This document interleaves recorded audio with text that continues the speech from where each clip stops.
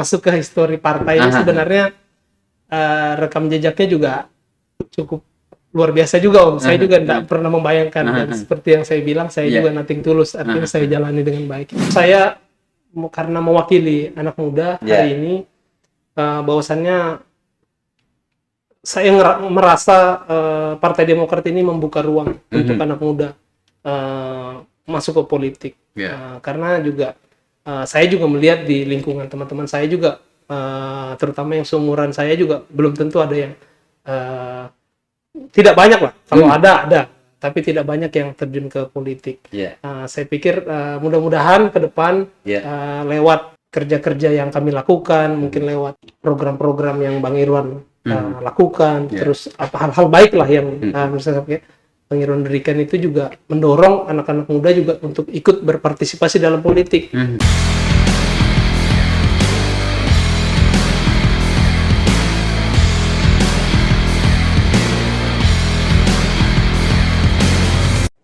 Assalamualaikum warahmatullahi wabarakatuh. Selamat malam.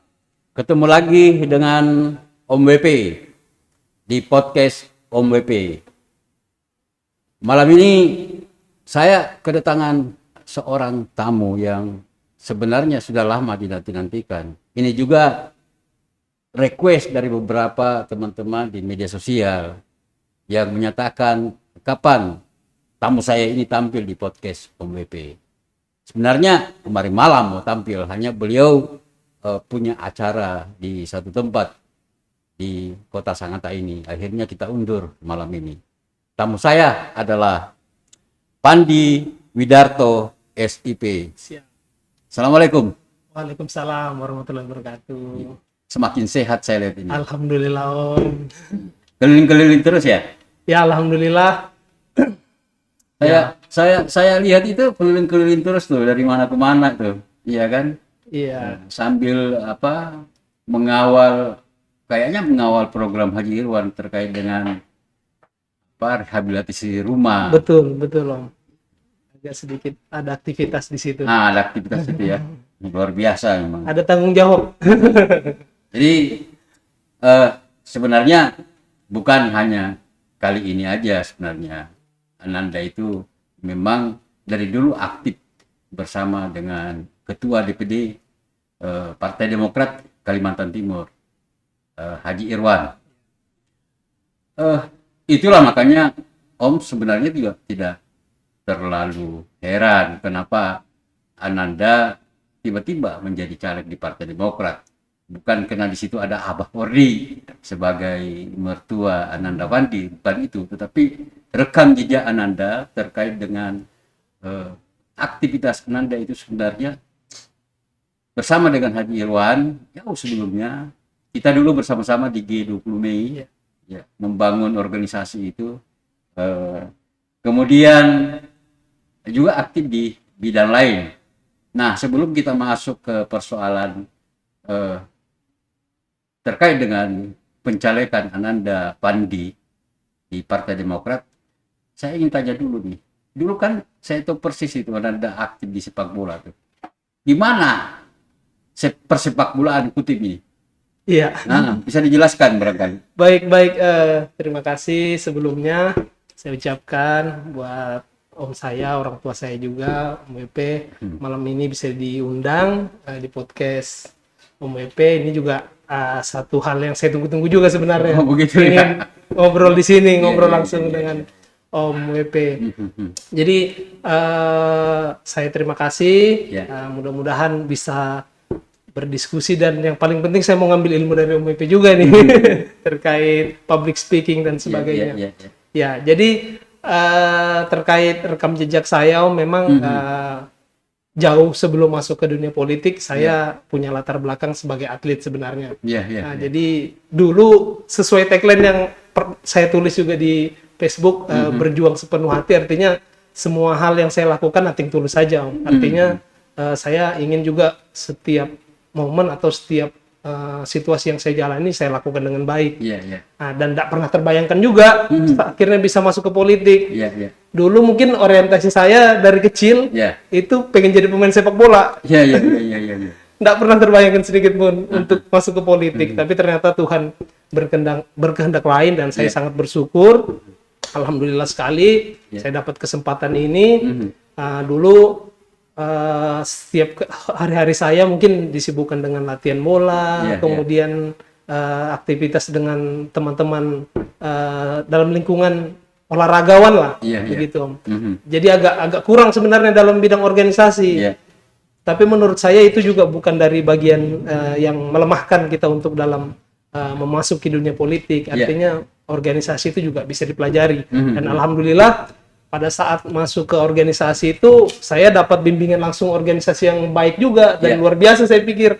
Langsung masuk ke G20 artinya yang ada dalam struktur organisasi itu betul-betul orang-orang yang luar biasa, betul-betul punya rekam jejak, punya intelektual yang luar biasa, dan saya sangat bersyukur bergabung di situ. Akhirnya sampai hari ini saya bisa terjun ke dunia politik dan alhamdulillah bisa terdaftar sebagai calon anggota legislatif dari Partai Demokrat. Tentu juga perjalanan ini juga ada histori dan ada orang-orang yang membantu saya, mendorong saya, termasuk salah satunya mungkin Kanda Haji Irwan. Saya mengenal beliau juga, cerita sedikit Om ya. Saya mengenal Kanda Haji Irwan itu juga dari sepak bola sebenarnya Om, bukan dari politik atau bukan dari organisasi. Beliau sama-sama hobi bola, sama-sama cinta sepak bola. Pada saat itu saya masih kuliah mungkin ya. Beliau megang Persikutim pada saat itu. Sekitar tahun 13-14. Bang Irwan pada saat itu menjadi manajer Persikutim. Kemudian saya dari kuliah itu dipanggil untuk kembali bergabung di Persikutim. Kalau secara histori, saya dari Porprov, dari Pekan Olahraga SD itu udah membela Kutai Timur sebenarnya Om. Nah, kemudian saya kuliah. Alhamdulillah saya juga berproses matang di sana. Saya pernah juga masuk di klub besar Om, artinya Persema Malang. Kalau Om bisa searching, saya alhamdulillah juga bukannya ini juga, tapi saya pernah masuk di Liga Satunya Indonesia. Pada saat itu zaman saya masih kuliah sekitar 2013-14. Saya pernah satu tim bersama Mas Bima Sakti, Irfan Bahdim, Kim Jeffrey Kurniawan, kemudian Saiful Indra Cahya, banyak pemain-pemain timnas yang saya tidak pernah bayangkan juga ternyata saya udah pernah masuk di fase itu. Nah, kemudian ternyata menurut saya mungkin dulu ya Om ya, sepak bola ini juga setelah saya dalami begitu puluhan tahun, ternyata saya beranggapan bahwa sepak bola ini juga ternyata belum tentu menjamin kita untuk bisa punya masa depan yang baik. Kemudian balik ke Kutim, akhirnya ketemu Bang Irwan di dalam Persikutim itu. Jadi pertemuan itu setelah Ananda ikut di Persema Malang tadi. Oh gitu. Nah kemudian kan tadi dikatakan bahwa tiba-tiba mengalir aja seperti air masuk ke dunia politik. Padahal sesungguhnya bapak dari Pandi ini saya kenal di Pak Totong Sugiono. Pak Totong Sugiono itu kan dulu sebagai kader PDIP pada zaman Pak Agil Suwarno kalau tidak salah. Betul. Nah, kemudian mungkin itu darahnya itu mengalir ke Pandi. Jadi artinya bahwa tidak ada di dunia ini yang tiba-tiba saja terjadi. Pasti ada sesuatu sehingga alam ini mendukung kita untuk masuk ke dunia apapun yang kita pilih, termasuk dunia politik. Jadi Pak Totong itu merupakan kader dari partai PDIP dulu. Saya tidak tahu sekarang bagaimana aktivitas beliau. Mungkin aktif di perusahaan atau bagaimana, atau sudah pensiun. Sudah pensiun. Sudah pensiun. Iya. Sudah menjadi petani. Salam untuk beliau. Nah, kemudian Ananda, Pandi, bahwa masuk di dunia politik itu adrenalinnya sebenarnya itu hampir sama dengan permainan sepak bola. Di situ ada kekerasan, di situ ada taktik, di situ ada strategi. Jadi sepak bola itu jangan dianggap sesuatu yang tidak relevan dengan politik. Karena bagaimanapun juga lawan, kawan itu harus diperhatikan. Bagaimana strategi mereka. Nah, di dunia politik juga demikian adanya. Nah, kemudian Nak Pandi, saya lihat ini keliling-keliling nih. Keliling-keliling, kemudian ada orang tua yang mengucapkan terima kasih kepada Haji Irwan karena atas aspirasi Haji Irwan mereka mendapatkan tempat tinggal yang layak. Kalau di Kota Sangatta ini sudah berapa rumah rehab sejak Haji Irwan menjabat sebagai anggota DPR RI? Iya, kalau untuk pendampingan, kebetulan Om, saya ini merupakan bagian dari tenaga ahli Pak Irwan juga. Iya, iya. Saya punya tanggung jawab untuk wilayah Kalimantan Timur sebenarnya, bersama rekan saya juga. Kemudian karena saya domisili di Kutai Timur, ada penugasan khusus dari Bang Irwan untuk mengawasi, terutama terkait program-program beliau. Nggak cuman bedah rumah sebenarnya. Ada program pisau, ada program irigasi, ada program kotaku, ada program lain-lain, program masyarakatan.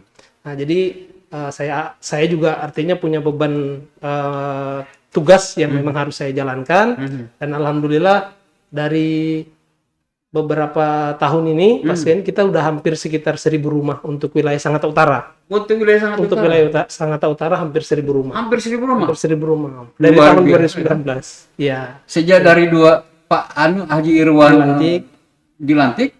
Iya. Kemudian aspirasinya itu di Kota Sangatta sudah hampir 1.000 rumah. Kalau untuk se-Kutai Timur mungkin lebih dari 3.000 sudah. Luar biasa ya. Nah, itulah juga yang membuat banyak orang mengagumi beliau karena betul-betul mengabdikan dirinya kepada rakyat. Jadi bukan sekedar untuk menjadi anggota DPR, tapi betul-betul memperlihatkan bahwa kerja anggota DPR itu sebenarnya hampir sama dengan eksekutif. Ketika kita mampu melakukan kolaborasi dengan eksekutif, maka program-program itu kita bisa mengejawantahkan ke rakyat. Dan itulah pula yang membuat tren elektabilitas Haji Irwan itu di Kalimantan Timur semakin naik. Nah, kita tidak usah bicara pasal itu terlalu panjang karena kita bicara masalah Ananda ini. Itu sudah hampir 1.000 rumah. Tersebar di 4 desa di Sangatta Utara. Sangatta Utara ya. Nah, kemudian selain itu apa yang Ananda lihat di Kota Sangatta ini yang kemungkinan besar nanti akan dikembangkan sebagai salah satu perjuangan sepenuh hati itu. Apalagi terkait dengan masyarakat yang ada di Kota Sangatta. Jadi sebenarnya program Pak Irwan ini, program Kanda Irwan ini dari Komisi 5 ini sebenarnya dari sebelum Bang Irwan terpilih itu sudah ada sebenarnya program ini. Hanya saja mekanisme yang kami pakai pada saat Bang Irwan ini terpilih, kami betul-betul mendampingi, betul-betul melakukan pendampingan itu door to door karena jadi kita di luar dari teman-teman pendamping yang dari resmi dari kementerian, dari balai, itu kami bikin tim lagi untuk mendampingi mereka. Jadi komunikasi antara masyarakat dengan kami juga sebagai pendamping aspirator juga ketemu. Karena kalau hanya kita lepas ke pendamping yang dari pemerintah, mereka hanya memastikan bahwa itu terbangun aja. Sedangkan masyarakat juga mungkin butuh komunikasi yang aktif. Ada permasalahan-permasalahan kecil, misalnya sengnya kurang nih Pak. Nah, kira-kira gimana? Ya, nanti di situ laporan kita. Akhirnya komunikasi, silaturahmi itu terbangun. Itu juga kenapa juga kami bicaranya berjalannya dengan sepenuh hati karena kalau nggak dengan sepenuh hati saya pikir agak berat juga Om. Kalau mau datang itu dari satu rumah ke rumah yang luar biasa Om. Walaupun kita lihat lingkungannya kecil tapi kalau jalan di siang hari lumayan juga. Tapi kadang yang bikin kita semangat itu seperti itu Om, yang ketemu sama orang tua yang sudah parubaya, mungkin dia sudah tinggal berdua sama istrinya. Jadi begitu ketemu tuh mereka merasa ada yang perhatikan dan itu ya betul juga artinya jadi semangat tersendiri gitu. Kami minta doa sebenarnya kalau yang orang-orang gitu karena kita nggak tahu kan Om, mungkin mereka punya kebaikan yang kita nggak pernah lihat. Ternyata doanya bisa dijabah mungkin kan lebih begitu karena mereka juga saya pikir butuh juga untuk dibahagiakan. Nah, membahagiakan orang, kalau Anda ingin bahagia, kuncinya adalah bahagiakan orang lain dulu. Setuju. Sama halnya kalau Anda mau pintar, jadilah guru. Jadi itulah kehidupan. Jadi kalau Anda ingin tidak disolimi orang, jangan menzolimi orang. Itulah kehidupan sebenarnya. Nah, kemudian tadi sudah disinggung masalah hampir 1.000 rumah, kemudian kebahagiaan itu tiba-tiba muncul ketika kita sudah membantu orang lain dan rakyat itu merasa diperhatikan, apalagi diperhatikan oleh pemimpinnya. Saya anggap anggota DPR itu adalah pemimpin. Kemudian selain itu, tentu saja di sudut-sudut kota ini ada hal yang nandapan dilihat, yang kemudian nanti ketika menjadi anggota DPR kayaknya bisa dikembangkan nih, bisa dibantu nih. Kira-kira apa lagi tuh? Ya, kalau dari saya sih selama ini Om, selama saya berjalan nih, tentu juga saya juga masih butuh banyak masukan dan juga masih butuh banyak referensi ya. Tapi yang saya harapkan sebenarnya yang sudah saya jalanin, mungkin di Kota Sangatta ini juga butuh pendampingan terkait kelompok tani. Jadi nggak bicaranya kota ini juga bukan hanya sebagai kota yang industri untuk orang datang ke sini untuk kerja sebagai karyawan. Kita juga butuh perubahan, butuh perbaikan yang lebih baik, terutamanya mungkin dari sektor kelompok tani ini ada pertanian, ada bibit, peternakan.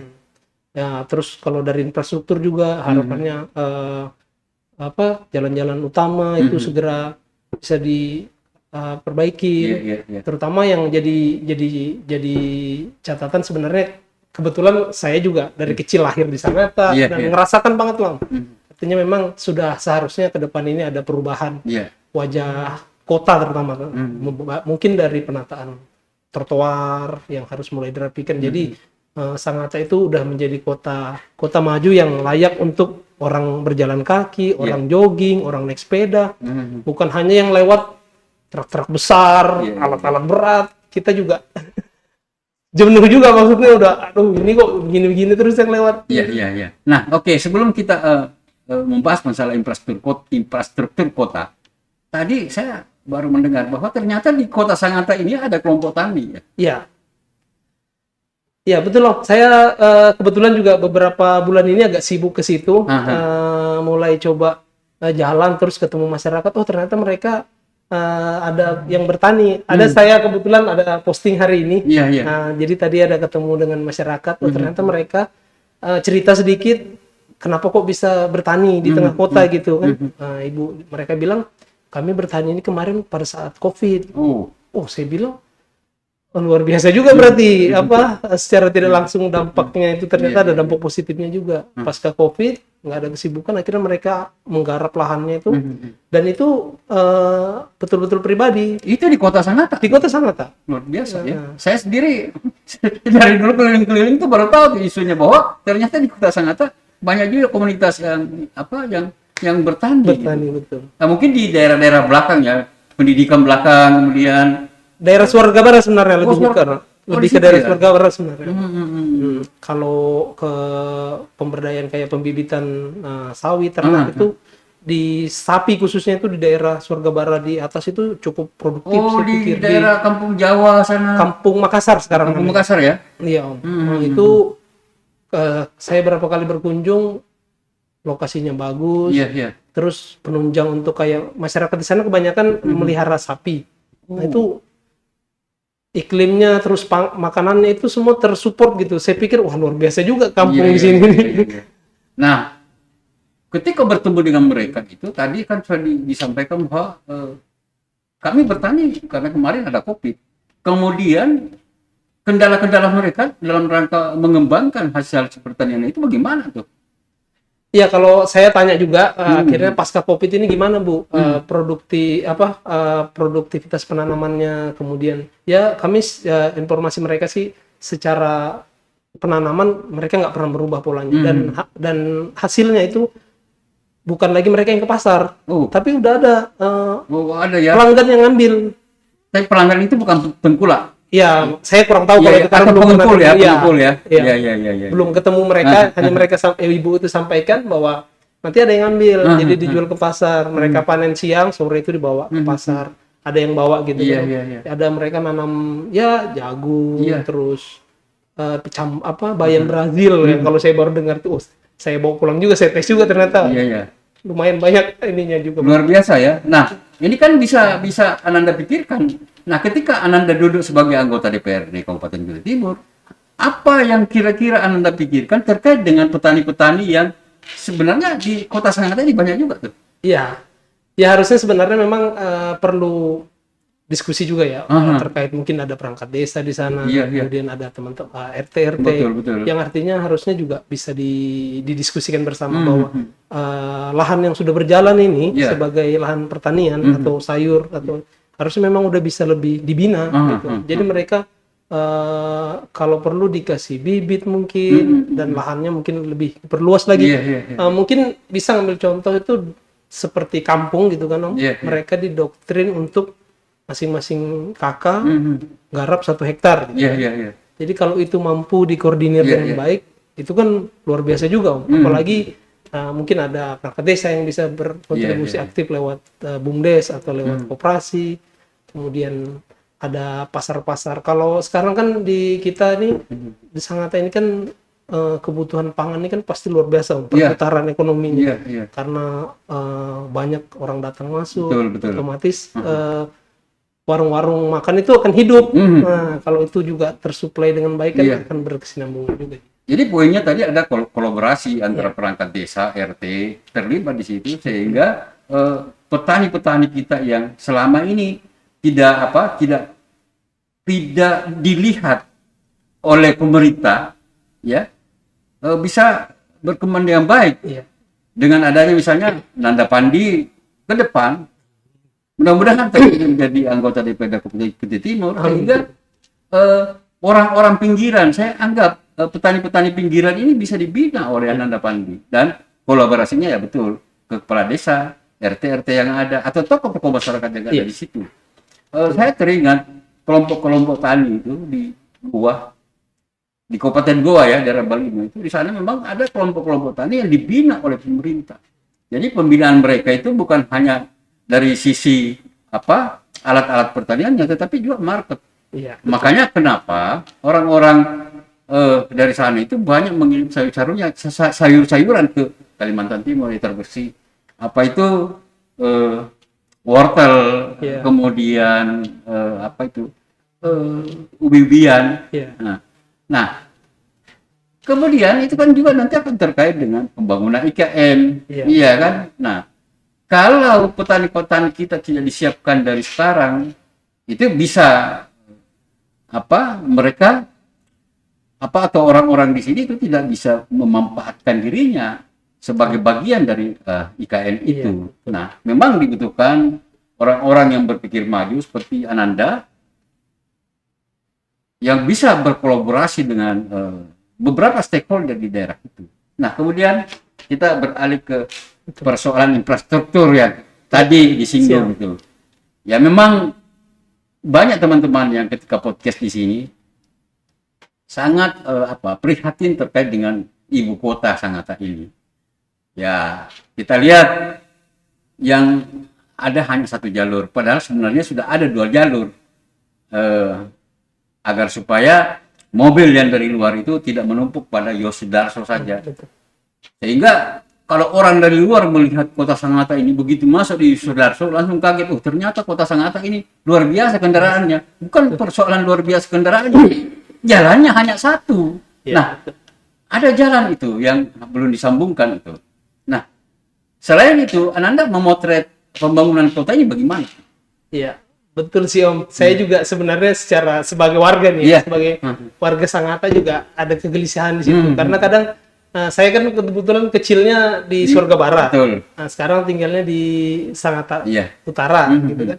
Kadang kalau main ke rumah orang tua di sana itu perjalanan dari Sangatta Utara ke Surga Barat itu udah hampir 1 jam kalau kita maghrib itu sama sore itu jam-jam produktif lah.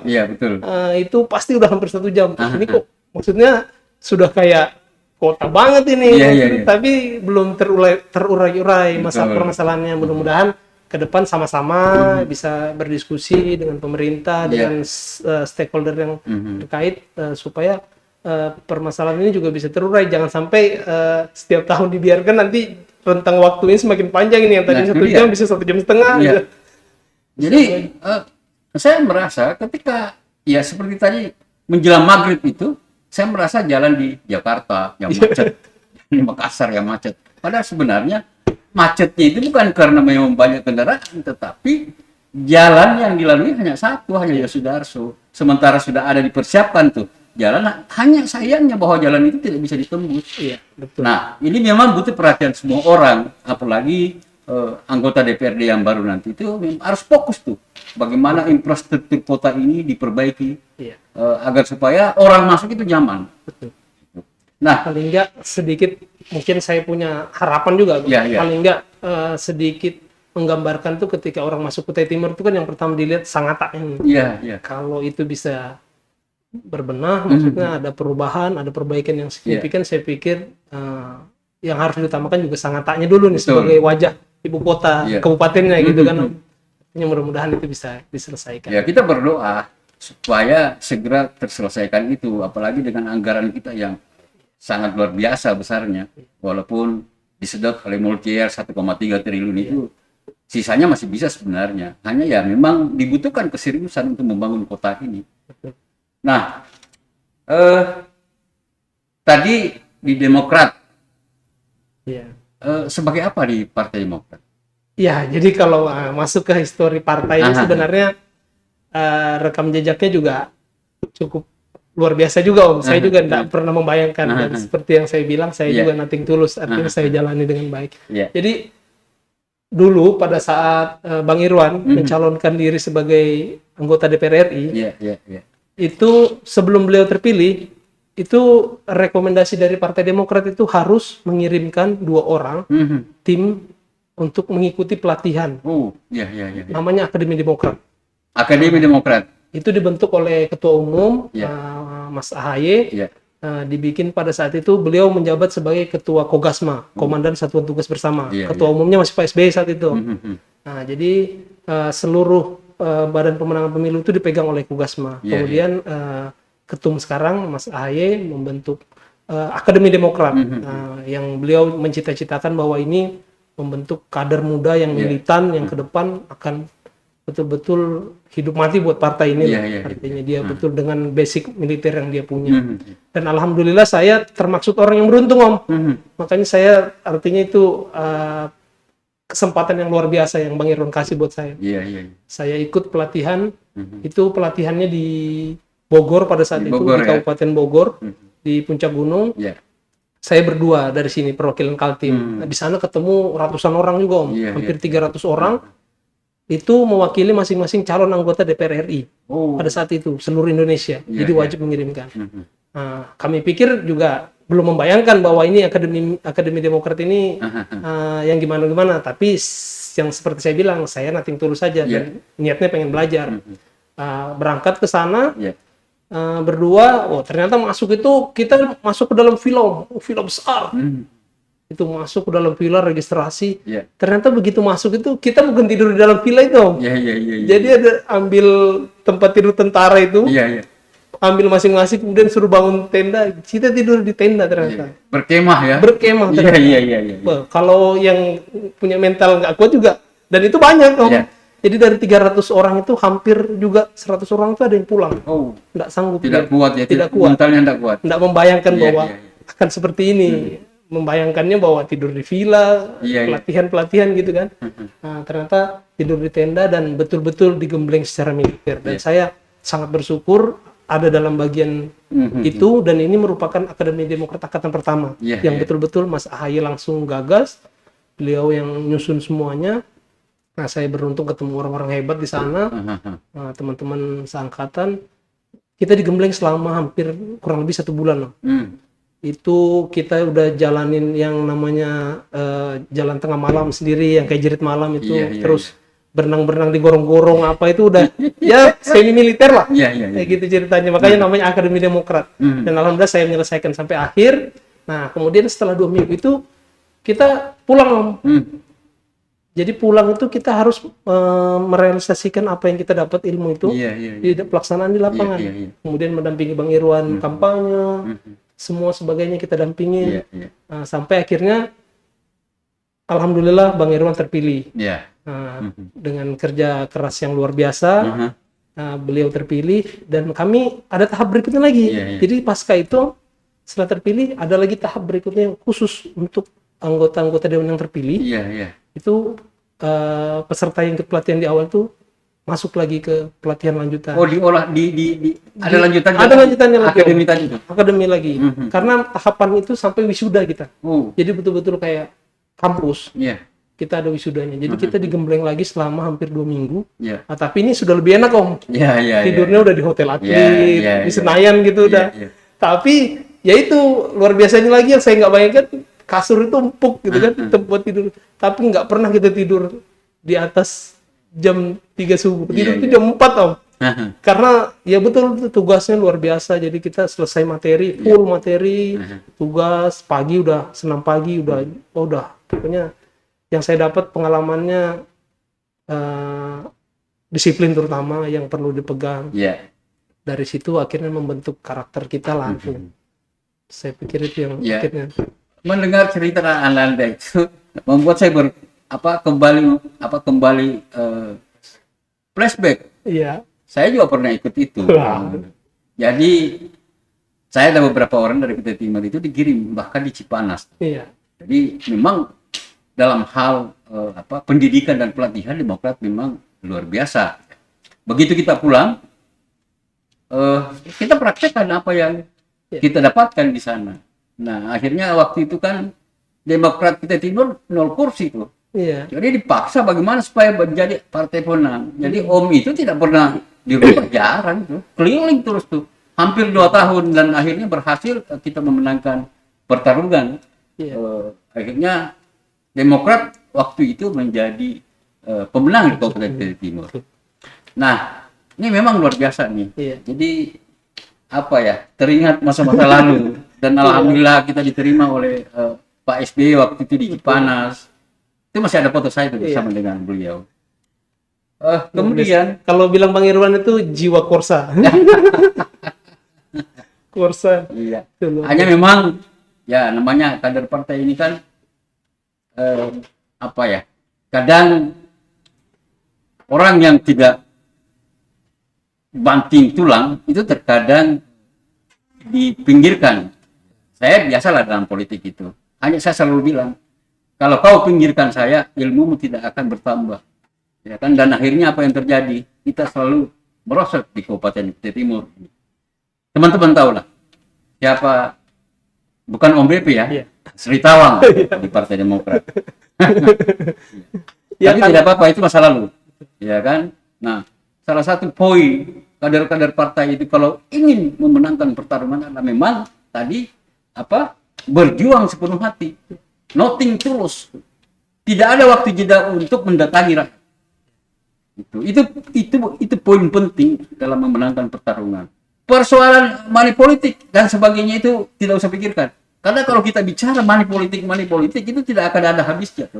Iya kan, bahkan kalau kita selalu mengiming-iming masyarakat terkait money politik itu, mereka welcome. Nah, sebagai kader itu kita harus pinggirkan dulu. Persoalan bagaimana nanti kita menghadapi persoalan itu lain lagi bahasanya, lain lagi pembacaannya. Nah, gitu. Ini nasihat buat Ananda. Setuju. Kemudian setelah dari sana kan, setelah dari mengikuti 2 kali pelatihan di Partai Demokrat itu, di Akademi Demokrat yang digagas oleh Bas AHY. Kemudian apa yang dibawa ke Kalimantan Timur, khususnya di Kalimantan Timur? Ya, pasca itu saya kemudian merasa terpanggil bahwa kita sebagai kader partai itu juga bukan lagi mewakili secara pribadi. Ada partai politik itu punya beban tanggung jawab untuk masyarakat. Karena seluruh kebijakan pemerintah atau kebijakan itu lahir lewat partai politik, diskusi-diskusi partai politik yang diwakili oleh anggota dewan. Gitu kan.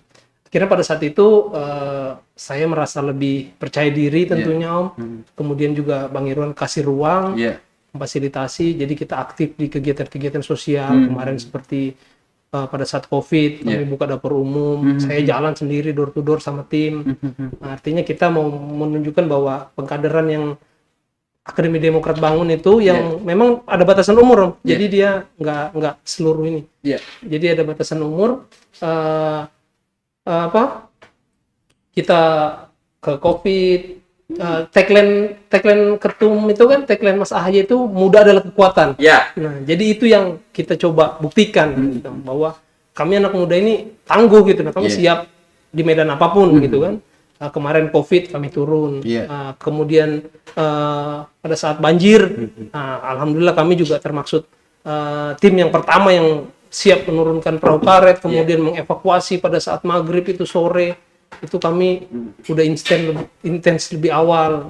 Artinya udah bukan memikirkan secara kita selamatkan diri aja atau kita nonton aja nih. Udah ada panggilan jiwa yang dibangun dari kaderisasi itu, Om. Iya. Jadi memang luar biasa tuh. Apa yang kita dapatkan di sana itu tidak dapatkan di bangku kuliah, tidak dapatkan di sekolah. Dan sekolahnya itu sekolah alam. Tapi saya waktu Om ikut 2 minggu itu begitu pulang langsung sakit karena gamblengannya luar biasa. Tengah malam kita dibantu di air dingin luar biasa. Betul. Nah, kemudian Pandi, tadi kan kita sudah bicara nih banyak nih terkait itu. Kira-kira nih, menurut Ananda nih, kan biasanya kita sebagai caleg itu ada perasaan tuh. Iya. Perasaan bahwa ada feeling wah kita ini terpilih nih. Apakah Ananda dalam perjalanan mengikuti gerakan yang dibangun oleh Haji Irwan misalnya, bedah rumah dan sebagainya itu ada tanda terbetik dalam hati bahwa insya Allah saya salah satu yang duduk di DPRD. Ya tentu kalau itu bicaranya optimisme ya Om. Saya juga sebenarnya sebelum musim pencalekan ini juga dari kerja-kerja lapangan yang kita bangun, ibaratnya adalah seleksi alam lah. Betul. Kita nggak pernah membayangkan bahwa ke depan kita harus jadi caleg. Tapi kalau proses yang kita jalani benar, step by step, akhirnya ketemu pada momen yang di situ. Nah, saya selalu pegang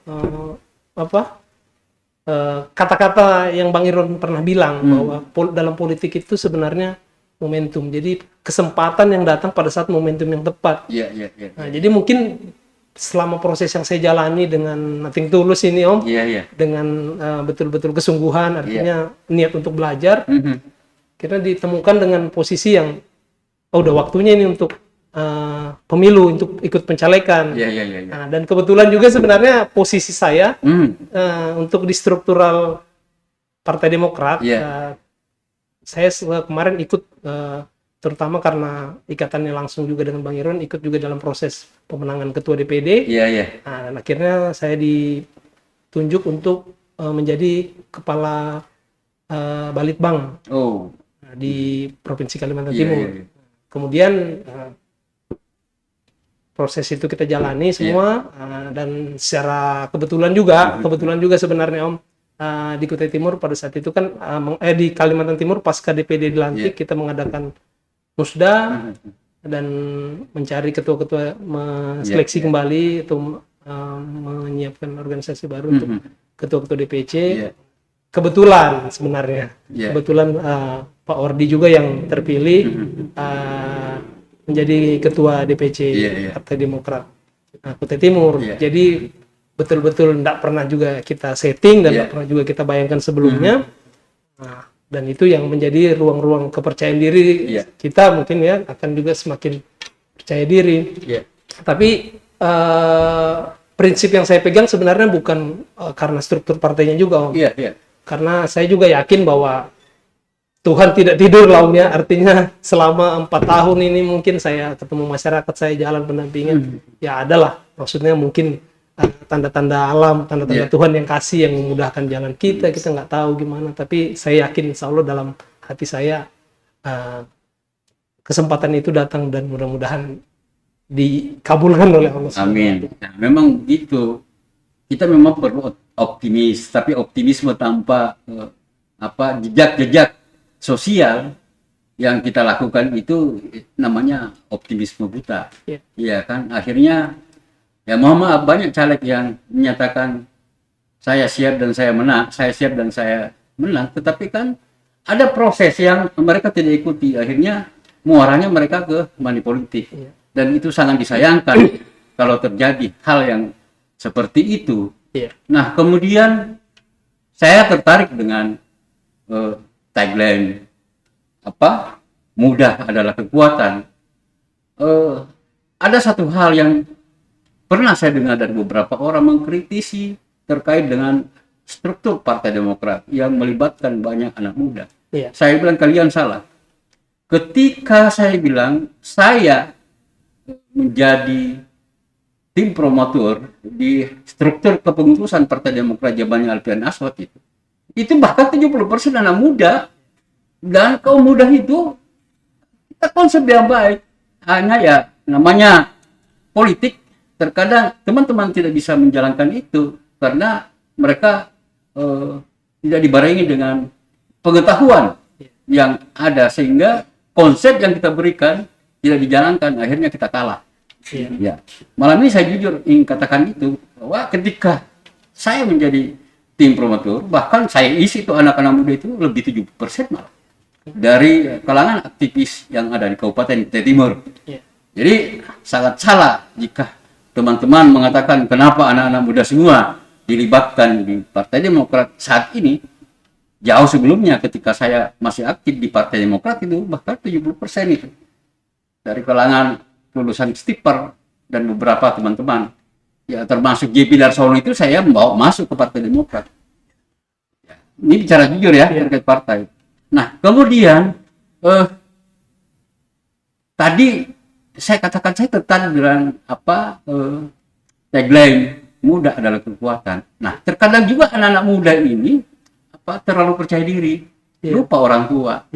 Ingat loh bahwa memang muda adalah kekuatan, tetapi tanpa dorongan dari orang tua, tanpa doa dari orang tua, tanpa restu dari orang tua, tanpa diskusi dengan orang tua, terkadang anak muda ini salah arah. Nah malam ini kita banyak cerita tentang Demokrat ya. Masalahnya Pandi tadi memancing saya untuk flashback ketika dilatih di Cipanas selama 2 minggu itu. Ya saya mungkin juga sedikit Om terkait muda dan kekuatan ini. Betul yang Om tadi sampaikan untuk mengingatkan itu. Jadi yang kamu pegang dengan leadership yang Bang Irwan ajarkan kepada kami selalu yang mengedepankan etika politik. Jadi selama ini yang saya juga lihat, yang saya pelajari dari sosok Bang Irwan juga itu, Bang. Itu ya kadang yang mengalahkan orang yang punya duit, yang punya jaringan, yang punya kekuasaan. Ketika orang itu punya etika yang baik, itu dia akan sesuai dengan tempatnya, tidak bisa tergantikan. Maksudnya itu yang saya pelajari, saya lihat Bang Irwan itu begitu luar biasanya kepada orang tua, kepada senior politiknya, pada orang-orang yang berjasa sama dia, dan itu yang juga jadi pegangan kita yang muda. Dan satu hal yang saya tidak bisa lupa Haji Irwan itu, setiap Lebaran pasti ke rumah ini, karena beliau dengan saya itu bukan hubungan biasa-biasa. Jadi kami atau saya dan Haji Irwan itu kayak orang tua dan anak. Karena memang sejarah saya dengan beliau itu ya kita bangun dari sini. Betul. Awalnya. Betul. Iya kan. Saya kalau cerita Haji Irwan itu terharu.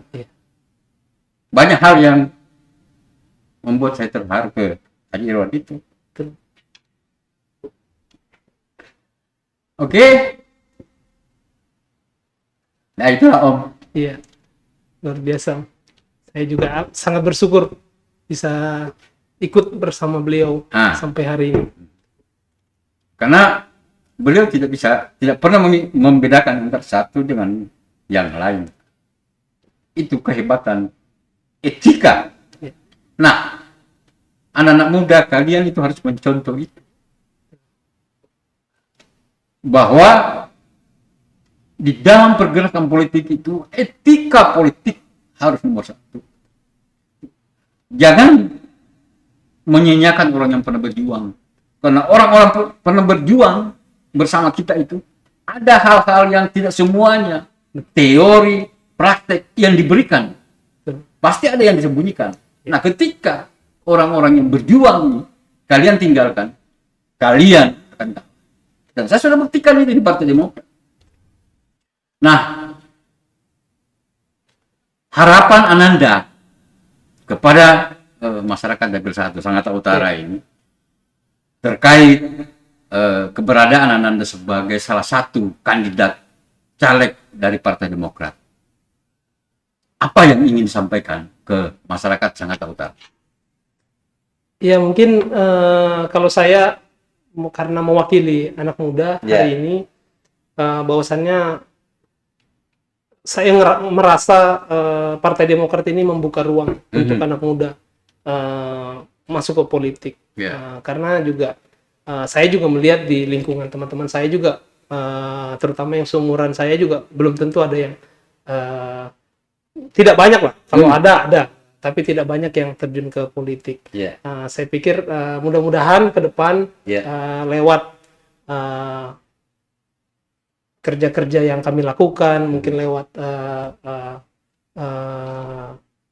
program-program yang Bang Irwan lakukan, terus hal-hal baik lah yang misalnya Bang Irwan berikan, itu juga mendorong anak-anak muda juga untuk ikut berpartisipasi dalam politik.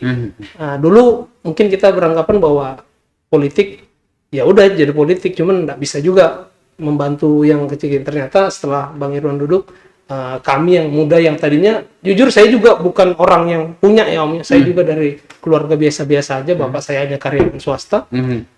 Kemudian saya dapat tempat untuk bisa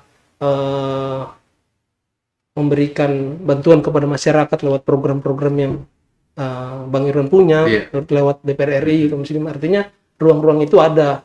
Jadi harapan saya mungkin buat anak-anak muda yang ada di Sangatta, khususnya mungkin yang ada di Kutai Timur, selalu ada jalan, ada ruang baik ketika kita ingin melakukan hal-hal besar, terutama untuk masyarakat. Bisa lewat Partai Demokrat tentunya. Kalau bicara untuk pencalekan ini, dan mudah-mudahan saya juga bisa menjadi perwakilan anak muda yang ketika nanti saudara-saudara saya, teman-teman saya pilih, saya menjadi perwakilan, saya juga bisa memegang itu, bahwasannya saya hadir untuk memberi ruang anak muda untuk bisa berkreasi di Sangatta, di Kutai Timur tentunya. Jadi mudah-mudahan itu juga harapan saya. Tentu juga sangat butuh masukan, sangat butuh bimbingan dari Bang Irwan, dari Om, dari senior-senior politik lainnya, bahwasannya kita juga harus banyak diskusi, harus banyak belajar untuk memberikan yang terbaik buat masyarakat. Oke, baik. Sebelum saya mengakhiri podcast ini, ada satu hal yang ingin saya sampaikan kepada teman-teman yang menonton podcast ini, bahwa jangan pernah menyepelekan anak-anak muda yang memiliki perjuangan panjang dalam proses sehingga dia masuk ke dunia politik. Kemudian anak-anak muda jangan juga terlalu menyepelekan orang-orang tua, karena orang-orang tua juga memiliki kebijakan-kebijakan atau hal-hal yang positif sehingga bisa berbarengan antara anak muda dan orang tua. Muda adalah kekuatan, orang tua adalah kesempurnaan. Demikian. Assalamualaikum. Sebelum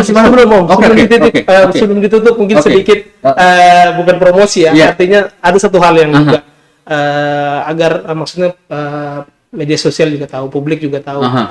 Saya hari ini diberi ruang oleh Partai Demokrat menjadi caleg di Dapil 1 Sangatta Utara itu dengan nomor urut 1. Oh, nomor urut 1. Iya. Artinya ini nomor yang diberikan juga bukan hanya bebannya besar, artinya punya tanggung jawab yang besar. Seperti yang Om bilang tadi, seberapa besar optimisme itu.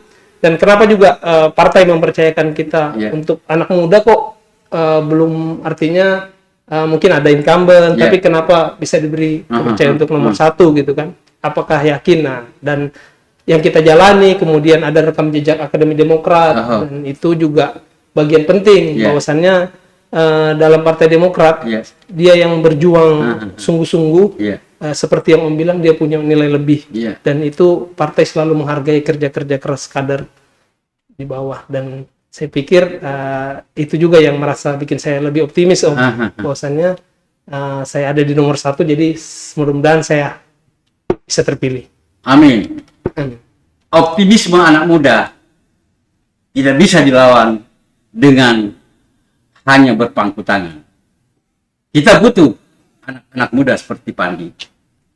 Rekan jejak dia di organisasi luar biasa.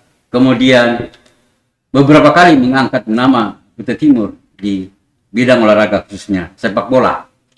Sampai ketemu lagi. Assalamualaikum warahmatullahi wabarakatuh.